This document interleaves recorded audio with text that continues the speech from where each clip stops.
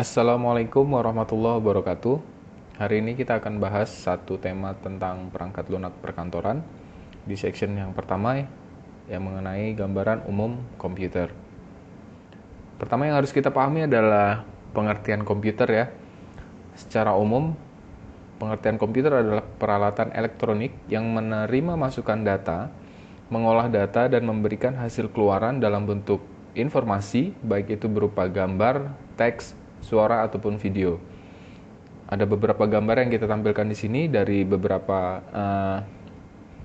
evolusi komputer ya, dari komputer yang awalnya berbentuk kotak, kemudian bergerak kembali makin maju hingga sampai ke tablet, dan ada question mark di situ menandakan bahwa sebenarnya komputer akan terus bergerak dan terus melakukan evolusi hingga titik yang benar-benar tertinggi dari sebuah komputer. Kemudian di pengertian komputer berikutnya, sebenarnya komputer itu terdiri dari 3 elemen utama. Yang pertama adalah hardware atau perangkat keras seperti prosesor, hard disk, RAM, CPU, dan motherboard. Kemudian yang kedua adalah software atau perangkat lunak seperti aplikasi-aplikasi dan juga sistem operasi yang bekerja sesuai perintah yang diberikan oleh brainware. Brainware kita kategorikan sebagai pengguna menjadi elemen ketiga yang melengkapi adanya hardware dan software. Kemudian, dalam prinsipnya komputer memiliki 3 fungsi dasar. Yang pertama adalah data processing atau pengolahan data. Kemudian yang kedua adalah data storage sebagai penyimpanan data. Kemudian yang ketiga adalah data movement atau pemindahan data. Kita akan bahas satu-satu. Yang pertama adalah data processing. Data processing itu sebenarnya apa? Komputer digunakan untuk pengolahan data sehingga dapat menghasilkan output berupa suatu informasi. Data yang diolah umumnya data berupa dokumen, teks, suara, kata, objek, video, gambar, dan grafik. Jadi ketika dia digunakan sebagai data processing, itu ada simulasi gambarnya. Jadi si mikroprosesor akan mengakses banyak hal, mulai dari mouse, trackball, touchpad, keyboard, hard drive, kemudian floppy, ada CD atau DVD. Itu terbagi menjadi beberapa segmen. Yang kita sebutkan pertama adalah input device, kemudian yang kedua kita sebutkan tadi adalah data storage device. Kemudian ketika mikroprosesor tersebut mendapat akses dari power atau baterai, kemudian dia akan menampilkan display di LCD display, kemudian monitor, kemudian dibantu dengan adanya memori, RAM atau program data, kemudian dibantu dengan adanya ROM, kemudian ditambahkan dengan modem, wireless port, dan beberapa output eksternal seperti printer dan lain-lainnya.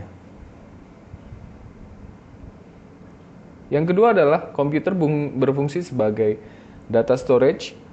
Komputer berfungsi untuk pengamanan dan pemakaian kembali data. Komputer dapat melakukan fungsi penyimpanan dan pengambilan data. Misalnya ketika menggunakan Microsoft Word, kita dapat melakukan penyimpanan atau save data tersebut ke dalam hard disk dan juga dapat mengambil data tersebut atau kita open kembali. Yang ketiga, sebagai data movement. Komputer juga dapat melakukan pemindahan data dari satu komputer ke komputer lain atau alat-alat output lainnya.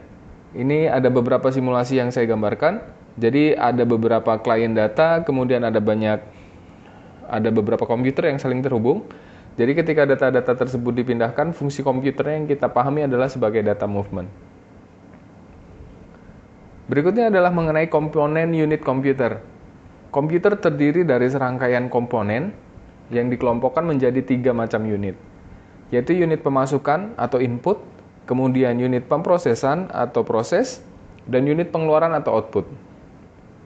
Di unit input, apa itu sebenarnya unit input ya?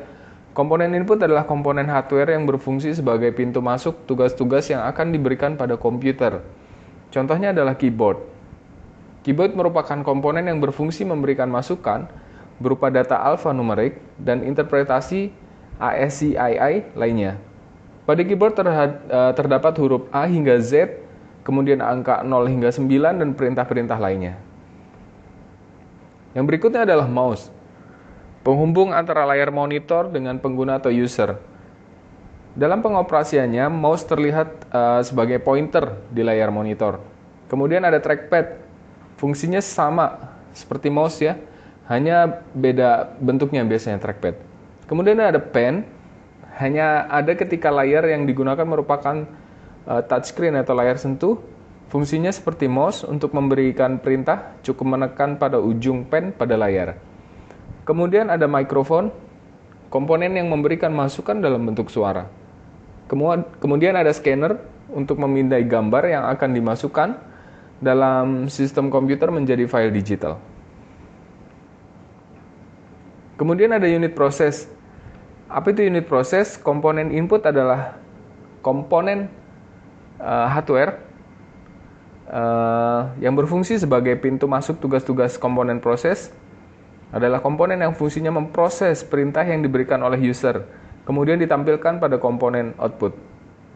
Ada beberapa contoh yang kita ambil, seperti prosesor sebagai komponen utama pemrosesan data.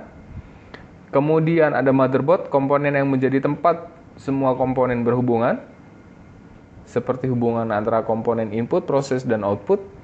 Kemudian ada hard disk, untuk menyimpan semua interpretasi yang diperlukan oleh komputer yang sifatnya permanen, seperti sistem operasi komputer. Kemudian ada memori atau RAM untuk menyimpan segala aktivitas komputer untuk sementara. Yang berikutnya adalah unit output, adalah komponen yang berfungsi sebagai alat untuk menampilkan informasi dari perintah yang telah diproses sebelumnya. Ada banyak contoh output, namun secara besar saya ambil 3 sampel. Yang pertama adalah monitor, komponen yang menampilkan proses yang sedang dikerjakan oleh komputer. Kemudian ada printer untuk mencetak data dalam bentuk hard copy. Kemudian ada speaker untuk memberikan output berupa audio kepada pengguna. Demikian pembahasan kita di section pertama mengenai gambaran umum komputer pada pembahasan perangkat lunak komputer. Saya akhiri. Assalamualaikum warahmatullahi wabarakatuh.